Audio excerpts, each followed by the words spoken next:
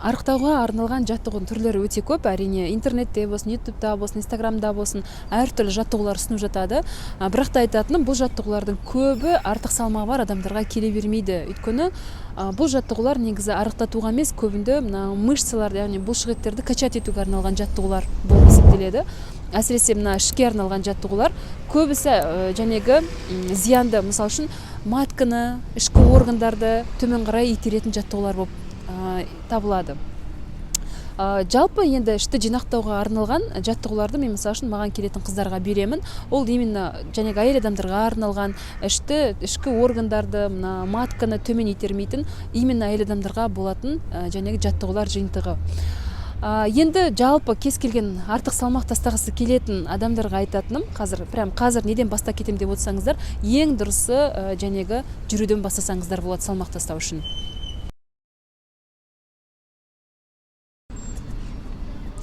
Негізі жүрудің қадірін көп адам түсіне бермейді, недооценивает жүрудің қадірін. Өйткені жүру деген ең жақсы арықтататын жаттығулардың, физикалық белсенділіктердің бірі болып есептеледі.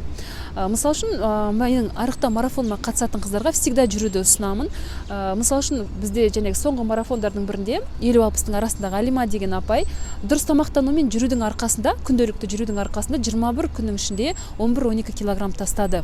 Тек қана жүрудің арқасында, тамақтану екеуінің. Ондай мысалдар бізде өте көп. Жалпы жүруді туралы айтатын болсам, негізі жүру өте доступны, кез келген жастағы адам жүре алады. Ауылдың адамы болсын, қаланың адамы болсын, барлығына кез келген адам жүре алады. Одан кейін ешқандай бір қосымша инструменттерді, инвентарды талап етпейді. Кез келген артық салмақтан арылам деген, арықтайым деген адам бұны жасай алады. Одан кейін тағы да жүрудің плюстарына айтатын болсақ, бұл жәнегі біздің бұлшық еттеріміздің тонусына өте жақсы. Бұлшық еттің тартылуына, жұмыс жасауына, жәнегі фигураның, мүсіннің жәнегі тартылуына, жинақталуына өте жақсы әсер етеді. Одан бөлек, біз далада жүрген кезде ағзамыз оттегімен толыққанды қоректенеді. Біздің арықтау процесіміз одан да тезірек, одан да белсендірек жүреді екен. Тағы да айтатыным, жүрген кезде, далада жүрген кезде күннің астында біз күннен энергия аламыз, оны білесіздер. Жәнегі ғалымдардың соңғы зерттеулері бойынша, үйде көп отыратын адамдар, жәнегі далаға шықпайтын, күннің астында жүрмейтін адамдар артық тамақ жеуге бейімірек болып келеді екен. Сондықтан далада жүрген кезде сіздердің жәнегі аппетиттеріңіздің, тәбеттеріңіздің басылуына да әсер етеді екен. Одан кейін жалпы далада жүру адамның көңіл күйіне жақсы әсер етеді, стресстен және қорғайды.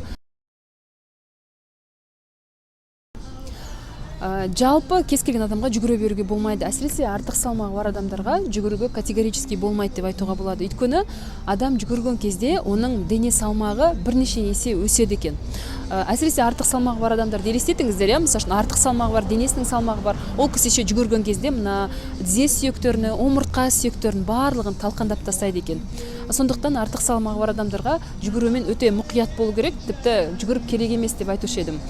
Одан кейін жалпы денсаулығында ақауы бар адамдарға да жүгіруге болмайды. Мысалы үшін жүрегінде ақаулары бар адамдарға давление, мысалы үшін.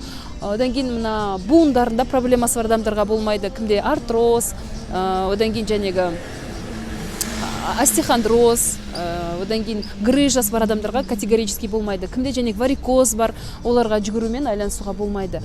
Одан кейін жүгірудің тағы бір үлкен минусы, адам жүгірген кезде көп энергия тратит етеді, усилияны талап етеді, яғни өзін күштеп заставлять етуге, ерік жігерді талап етеді. Сондықтан жүгіруді тастап кету шансы өте жоғары болады.